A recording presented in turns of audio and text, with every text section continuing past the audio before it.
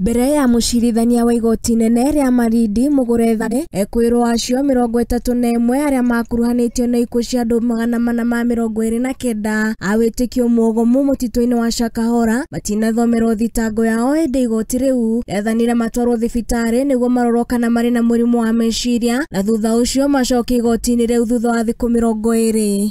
I direct that 1, all accused persons do undergo psychiatric assessment to ascertain their fitness to take plea.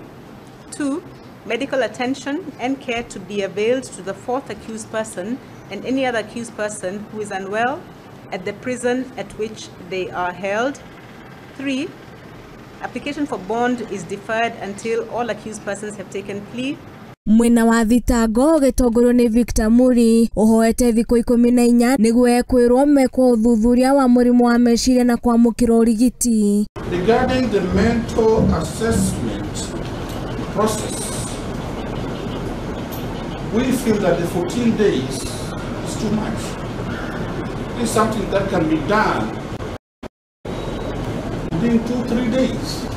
Wakiri wa Ekuirwo acio Wycliffe Makasembo ni ahoete igoti ritikirie Ekuirwo acio maheo irio mari njera-ini o ni thutha wa Makenzi kuga matikoretwo makiheo irio gwa kahinda ga thiku 3. And the reason is that they are charged with the offense of mental assessment being undertaken for all the accused persons. Ekuirwo acio merigirirwo gucoka mbere igoti riu tariki 6 mweri wa 2 mwaka wa 2024 niguo guthomerwo thitango iria mang'etheire. Mentioned on the 6th of February 2024 for plea taking. So the in charge of Shimulatewa prison to ensure that all accused persons are fed just like any other persons held in prison. Handu-ini ha Muthingi TV ni Ekuirwo wa Njogu.